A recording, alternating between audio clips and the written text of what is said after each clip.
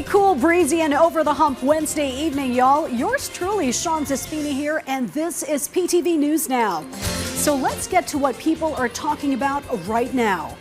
Former President Rodrigo Roa Duterte will have a formidable defense team to hopefully acquit him from the charges of crimes of humanity leveled against him by the ICC. Thus, Vice President Sara Duterte is sparing no effort and financial resource with so much at stake. Strangely enough, confidant and trusted aide, former Executive Secretary Salvador Medialdea, and disgraced former Duterte spokesperson and human rights advocate Harry Roque have been yanked off the team. It is not clear, though, whether Medialdea and Roque themselves begged off or withdrew, but the vice president thought otherwise and decided to go with more credentialed and foreign lawyers with ICC experience. Likewise, sources say Medialdea's physical shape is in question, as pointed out by Senator Robin Hood Padilla. Meanwhile, attorney Harry Roque's agenda to seek political asylum has gotten in the way of prepping for the case, which the vice president has questioned and decided against. The inclusion and designation of attorney Nicholas Kaufman as lead counsel has breathed new life and hope to the Duterte camp. And the vice president told the press another counsel has been selected and is coming to join the team. For his part, attorney Harry Roque has opted not to comment on this development and has been urged again by the government to return to the country instead, with him being of no use to Duterte's defense moving forward. And in news overseas, the United States is still the most powerful nation on the planet militarily. Interestingly enough, second strongest China has been on a tear in building and reinforcing its military manpower and assets, none more so in its presence and power on the high seas. VOA's Pentagon correspondent Carla Babb tells us that while China has ramped up and taken the lead with having the biggest navy, it also has more commercial vessels on the water on the entire planet. The U.S. Navy, 296 ships strong. Thousands of companies build the parts and maintain them, including Fairbanks Morse Defense, the largest engine manufacturer in North and South America. This engine has about 10,000 horsepower. CEO George Whittier tells VOA 90% of the company's business goes to the U.S. Navy or Coast Guard. The company, he said, expected the size of the Navy fleet to increase to match Navy force structure goals that get bigger every year. But in recent years, the fleet decreased. Last year's budget funded just 6 new Navy ships, while decommissioning 15 from the fleet. And then for the 2025 budget plan, originally that was supposed to be 10 new ships, and now they're only going to asking for 6 new ships again, and they want to decommission 19. So that's then down minus 13. While the U.S. Navy is still considered the most powerful in the world when it comes to firepower and tonnage, the number of U.S. Navy ships is falling behind China's.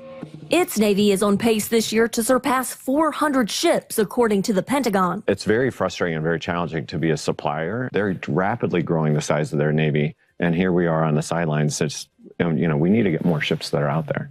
We send a shipbuilding plan to Congress every year. Admiral Jim Kilby, the acting chief of naval operations, agrees. And we've advocated for a bigger Navy for a long time. But he says he hasn't had the budget to replace all his aging ships and submarines, much less grow the force. And when we get a new ship, we'll replace an old ship because that old ship is more expensive and harder to maintain. Whittier says the lack of growth isn't just slowing the maritime defense industry, it's sinking the supply chain. There's thousands and thousands of suppliers that have gone out of business, and it's a real risk.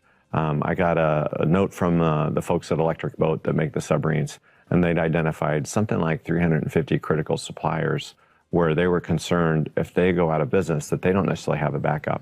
Fairbanks Morse Defense happens to be one of the biggest suppliers to U.S. submarines, and the sole U.S. company supplying the biggest engines used in the military's amphibious warfare ships. Without 4 of these, an amphib is nothing but a piece of metal floating in the water.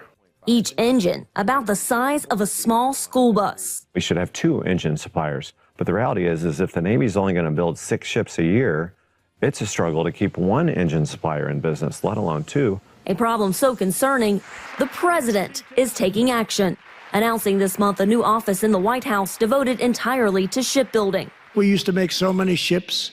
We don't make them anymore very much. but we're going to make them very fast, very soon. Congress is expected to increase the military's budget to surge resources for its shipbuilding shortfalls. While most ships made in the United States are for its military, Senator Mark Kelly tells VOA the state of U.S. commercial shipping is even more dire. We went from 10,000 ships during World War II to 85 today. So in case of an emergency, in case of a conflict with a near-peer adversary, we're quite limited to getting all those supplies and equipment, troops across the ocean. The United States builds about 5 commercial ships each year. China builds more than 1,000. They have one shipyard, just one shipyard, that's bigger than all of our shipyards put together. They can construct them very, very quickly. And we just don't do that anymore. Kelly in December introduced bipartisan legislation called the Ships for America Act.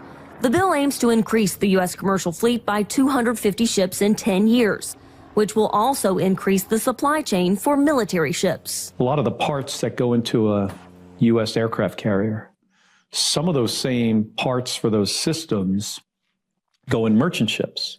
Kelly says the bill uses tax incentives and fees on cargo coming into the country to fund the growth. There are provisions in the legislation to have it fully paid for, so we don't have to add anything to the annual deficit. Defense industry leaders say they welcome efforts to prioritize shipbuilding to help counter China, and warn inaction will put the U.S. even further behind in the future. The Navy's latest shipbuilding plan only increases its fleet to 380 ships by 2040, still fewer than the number of Chinese naval vessels today.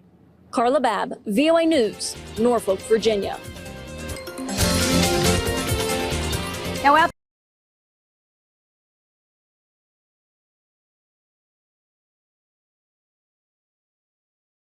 Audrey?